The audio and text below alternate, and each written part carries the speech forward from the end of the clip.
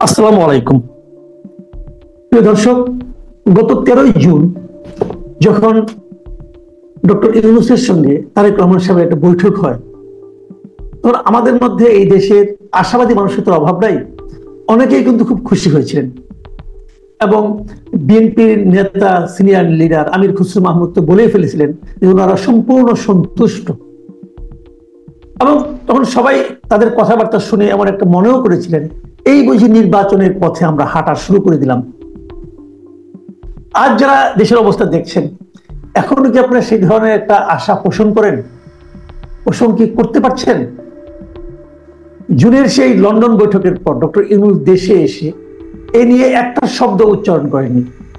আজ দেখলাম কুমিল্লাতে ওনার প্রেস সেক্রেটারি বললেন যে ডক্টর ইউনূস যেদিন নির্বাচনের কথা বলেছেন সেই দিনই নির্বাচন হবে। আমাদের যতটুকু স্মরণ আছে, ডক্টর ইউনূস নির্বাচনের কথা বলেছেন এপ্রিল মাসে নির্বাচন হবে। তাহলে এপ্রিলে নির্বাচন হবে, তাহলে বিএনপি খুশি হলেন কেন? বোঝা গেল না। আবার এর মধ্যে নতুন নতুন উপসর্গ আমরা দেখছি। এনসিপি গোপালগঞ্জে গেল, গোপালগঞ্জে যে তারা ওখানে কিছু একটা করলো, কি করলো জানি না, 5 জন লোক মারা গেল। 5 জন এদেশের নাগরিকের মৃত্যু হলো গুলিতে। আবার তারা কক্সবাজারে গেলেন, চকরিয়াতে তারা ধাওয়ার সম্মুখীন হলেন, তাদেরকে সব রক্ষা করতে আবার পুলিশ বাহিনীকে মাঠে নামতে হলো। এই যে পুলিশ বাহিনীকে নামতে হচ্ছে, তাদেরকে প্রোটেকশন দিতে হচ্ছে, এতে রাষ্ট্রের খরচ হয় না? একটা অনিবন্ধিত দলের জন্য এই যে ব্যাপক প্রোটেকশন দেওয়া, এটা কি দেশের অন্যান্য অনিবন্ধিত দল প্রত্যাশা করতে পারে? সর্বশেষ ঘটলো জামাতে ইসলামের মিটিং। এবং এখানে জামাতে ইসলাম মিটিং এ আমি মোটা দাগে দুটো জিনিস দেখলাম। একটা, তারা বলল তারা পিয়ার পদ্ধতির ব্যাপারে খুবই শক্তভাবে অবস্থান দিয়েছেন। এবং আরেকটা ঘটলো, জামাতের আমির দুর্নীতির বিরুদ্ধে লড়াইয়ের ঘোষণা দিয়ে মাটিতে পড়ে গেলেন। পরপর দুবার পড়লেন, তারপরে উনি দুর্নীতির বিরুদ্ধে ওনাদের জেহাদের কথা বললেন, লড়াইয়ের কথা বললেন। সেই লড়াই কতটুকু মানুষ বিশ্বাস করলো, অথবা কতটুকু সেই লড়াই বাস্তবায়িত হওয়ার সম্ভাবনা আছে বলে মানুষ মনে করে, এইসব বিস্তারিত বিষয় নিয়ে কথা বলার জন্য আমাদের সঙ্গে আজ উপস্থিত আছেন জারিকোপের প্রতিষ্ঠাতা chairman professor doctor Nazmul Ahsan Kalimullah. Professor Kalimullah, আপনাকে আমাদের অনুষ্ঠানে স্বাগত জানাচ্ছি। ধন্যবাদ আপনাকে। জি কলিমুল্লাহ ভাই, আমি একটু লম্বা একটা ভূমিকা দিলাম, ইচ্ছে করে দিলাম, যে যাতে নাকি পরবর্তীতে আপনাকে বারবার থামাতে না হয়, বারবার নতুন নতুন প্রশ্ন করতে না হয়। তারপর আমি মাঝখানে মাঝখানে আপনার সঙ্গে একটু কথা বলবো। আমরা যদি একটা একটা করে ধরি, আজকে যে সর্বশেষ যে ঘটনা ঘটলো, আমরা এই জামাত ইস্যুটা ধরতে পারি। এটা নিয়ে আপনি বলেন, জামাতের আজকে যে মিটিংটা হলো, এটা নিয়ে আপনার মূল্যায়নটা কি আসলে, আপনি কি বুঝলেন সাদা চোখে? দেখুন, জামাত এমন একটা ভেন্যু বেছে নিয়েছে এবং এমন ভাবে তাদের মঞ্চ সাজিয়েছে, ডিউ রেসপেক্ট, আমরা যেটা দেখলাম লাল সবুজ আখরে, এটা নিয়ে আমি দেখলাম ফেসবুকে ইতিমধ্যে সমালোচনার ঝড় উঠেছে যে আপনার জাতীয় পতাকা আমরা মাথার উপর রাখি, তার উপর তো দণ্ডায়মান হই না। এক, কোন জায়গায় এই সমাবেশটি হলো? যেখানে আপনার পাকিস্তান অকুপেশন ফোর্স সান্ডার চুক্তিতে স্বাক্ষর করেছিল। আর এই যে ঐতিহাসিক জায়গাটি, সেখানে ট্রায়াম্ফেন্টলি কাম ব্যাক করলেন আপনার জামাত ইসলামী এবং বিপুল কলেবরে এবং তাদের দৃষ্টিতে বিপুল গৌরবে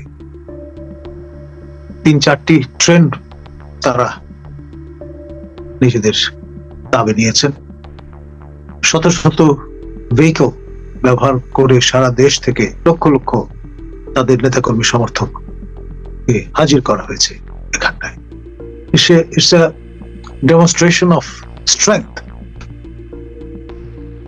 এবং এটি শুধু জাতীয় নয়, আন্তর্জাতিক পরিমণ্ডলেও এটি বার্তা দেবে যে তারা একটা ফর্মিডেবল ফোর্স, তাদের হিসাবে নিতে হবে।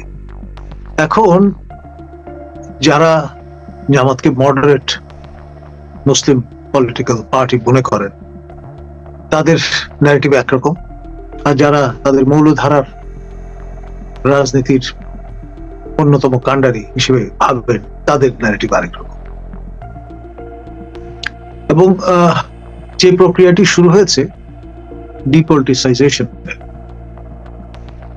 -1, -2, -3 and -4, আজকের এই সমাবেশের কারণেই হয়তো নজর পড়বে অনেকের, এবং -4 হয়ে যাওয়ার দ্বিতীয় ধাপটি আজকে থেকে শুরু হয়ে যেতে পারে। প্রথম ধাপটি শুরু হয়েছে বর্তমান সরকার মাসখানেক আগে যে গ্যাজেটটি প্রকাশ করেছেন, সেখানে তারা জামাতকে স্বাধীনতা বিরোধী দল হিসেবে নোটিফাই করেছেন, গ্যাজেটভুক্ত করেছেন। তো ফলে সেটা হলো প্রথম ধাপ, ডিজুরো, আজকে ডিফ্যাক্টো।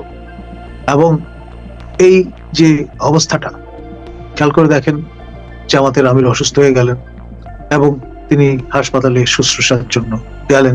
সেখানে বিএনপির টপরাস যারা গ্রাউন্ড আছেন তারা তার শরীরের খোঁজখবর নিতে হাজির হয়েছেন।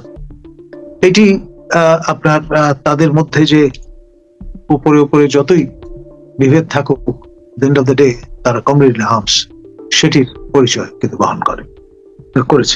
আমি আপনাকে একটু থামাচ্ছি একটা জিনিস বোঝার জন্য, আমার কাছে এটি ক্লিয়ার হয় নাই। সেটা হলো এই যে আপনি বললেন যে -4, এই জিনিসটাকে একটু ক্লিয়ার করা যায়? দেখুন না, -1 বলতে আমি কিন্তু ব্যক্তি না, দল বলছি। আওয়ামী যারা ক্ষমতাচ্যুত হয়েছেন, দেয়ার দ্বারা ঘুরে দাঁড়াবার চেষ্টা করছেন, ঘুরছেন। দ্বিতীয়ত আপনার তাদের সঙ্গে বিরোধী অবস্থানে যারা ছিলেন সংসদে, জাতীয় পার্টি, তারা -2। বিএনপি যেভাবে টার্গেটেড হচ্ছে এনসিপি দ্বারা, তাতে মনে হচ্ছে যে -3 হিসেবেই তাদের গণ্য করা হচ্ছে। আর এই দ্বিবিধ প্রক্রিয়ায় জামাত -4 হওয়ার একটা পথে অগ্রসর হচ্ছে। এখন মেইনস্ট্রিম 4টি পলিটিক্যাল পার্টি, তাদের যদি মাইনাস করে ফেলা যায়, তাহলে এনসিপির মতো দল স্পেস পেতে পারে এবং সামনে সরকার গঠন করতে পারে। এটি 2-2-4 মেলানোর মতো একটা সহজ অঙ্ক। এবং যদি অস্ত্র হয়, এটা একটু বেশি আপনার মানে একটু অতিমাত্রায় কল্পনার প্রসূত নয় কি? মনে হবে না কি আপনার কাছে? জামাতকে নিষিদ্ধ করবে কিভাবে? জামাতকে মাইনাস করবে কিভাবে? আমি নিষিদ্ধ করার কথা বলিনি, কিন্তু মার্জিনালাইজড, গ্র্যাজুয়ালি কোণঠাসা করে ফেলা, স্টিগমাটাইজ করা, ইনুয়েন্ডো হাজির করা, ইত্যাকার যে প্রক্রিয়াগুলো আছে। যেমন এনসিপি, যে প্রফেসর ইউনূসের স্বপ্নের রাজনৈতিক দল, ইজ বেবি, তারা কিন্তু তাদের রণনীতি ও রণকৌশল হিসেবে মবকে বেছে নিয়েছে এবং সর্বত্র তারা তাদের মতো করে ডিকটেট করবার চেষ্টা করছে ফিউচার কোর্স অফ অ্যাকশন। গোপালগঞ্জে তারা হাজির হয়েছেন পদযাত্রার নামাবলী সরিয়ে রোড টু মার্চ টু এইরকম অভিধায় বাঘের মতো গর্জন করতে করতে গিয়ে উপনীত হয়েছেন। এবং ভাগ্যের নির্মম পরিহাস, তাদের ফিরতে হয়েছে মার্জার বেশি।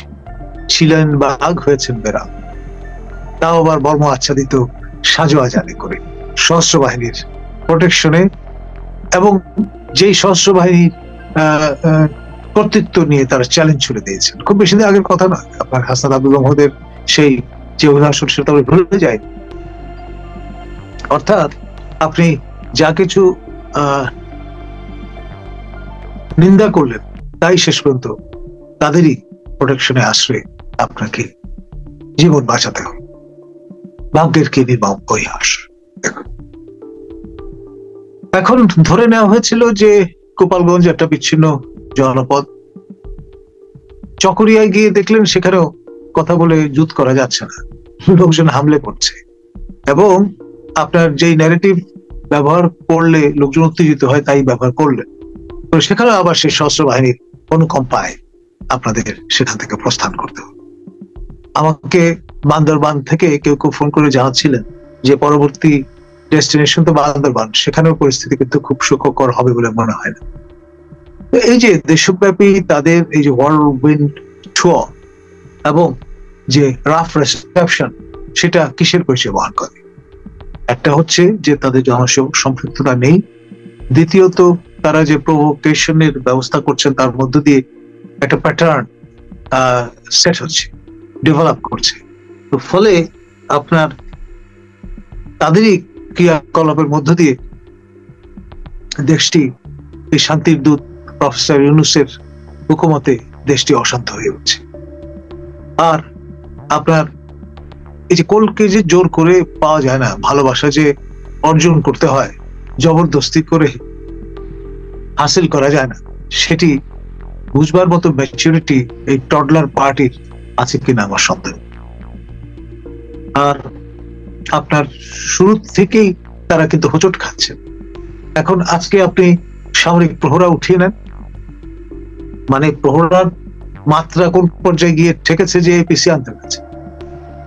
আমাদের সাধারণ মানুষ তো আর ট্যাঙ্ক এবং এপিসির পার্থক্য বোঝেন না, তারা মনে করেন এগুলোই ট্যাঙ্ক।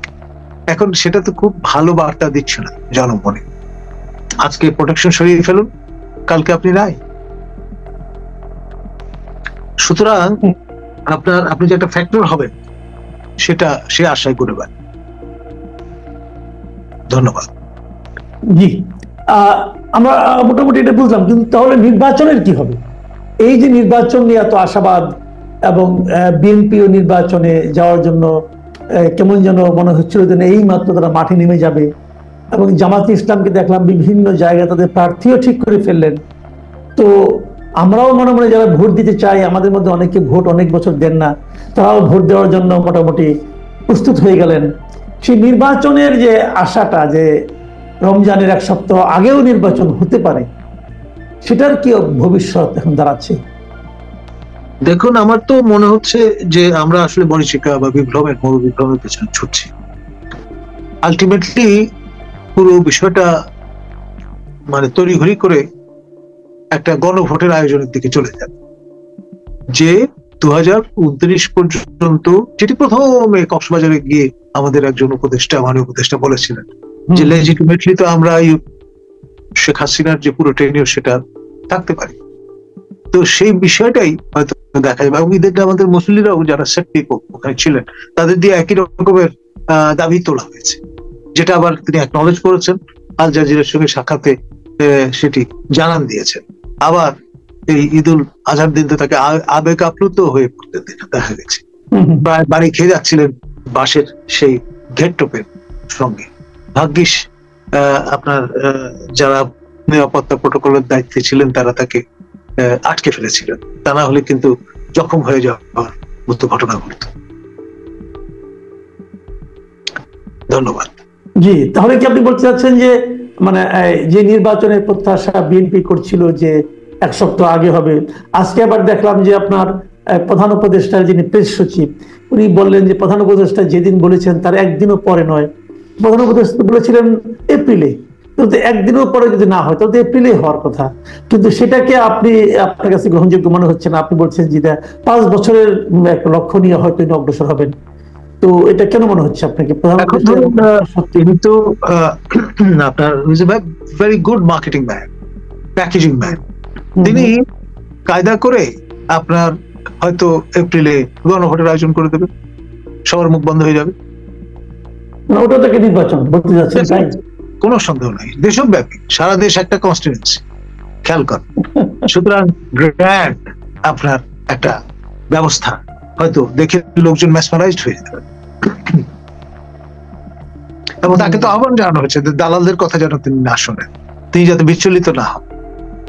আপনি ভুলে গেছেন ঈদুল আজহার সেই ঈদগাহ মাঠে?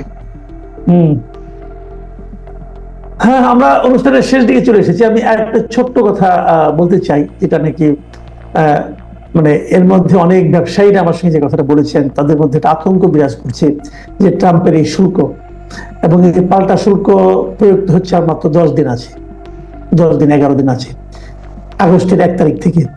এর মধ্যে আমাদের বাণিজ্য উপদেষ্টা সেখানে গিয়েছেন, দেখা করেছেন, এবং এসে বলেছেন যে অনেকগুলো শর্ত আছে, তো সেগুলো নাকি আবার প্রকাশযোগ্য নয়, নন ডিসক্লোজার। তো কি হতে পারে, কি চাচ্ছে তারা, কি দিতে রাজি হচ্ছি আমরা? এবং তার উপর কথা হলো, এই ধরনের উপদেষ্টা, এই ধরনের একটা অন্তর্বর্তীকালীন সরকার এমন কিছু দেওয়ার কি তারা রাজি হতে পারে যে নাকি আগে ভাগে প্রকাশ পত্র তারা করতে ভয় পায়? দেখুন, নন ডিসক্লোজার এই যে ক্লজ, সেটি প্রযুক্ত করা হয়েছে এবং আমরা সেটা মেনে নিই। এবং এখানে যে বিষয়টি লক্ষণীয় সেটি হচ্ছে এই যে আমরা একই সময়ে প্রায় জাতিসংঘের মানবাধিকার দপ্তর স্থাপনে রাজি হয়ে গেছি, সেটা করে ফেলেছি এবং তাদের ইমিউনিটি প্রদান করে দিয়েছি। তাদের কোনো অ্যাকাউন্টেবিলিটি থাকবে না আমাদের এখানে। আমরা তাদের কাউকে পার্সন নন গ্রাটা ঘোষণা করতে পারবো না প্রয়োজনে। অর্থাৎ এই দ্বিবিধ ভাবে আমরা কিন্তু আমাদের সার্বভৌমত্ব সংকুচিত করে ফেললাম। এবং মার্কিনী যে রীতি, যদি একটি রেজিম আনপপুলার হয়ে যায়, ব্যাগে যদি রূপান্তরিত হয়, তারা কিন্তু ছেড়ে ফেলে। ফার্ডিনান্ড মার্কোসের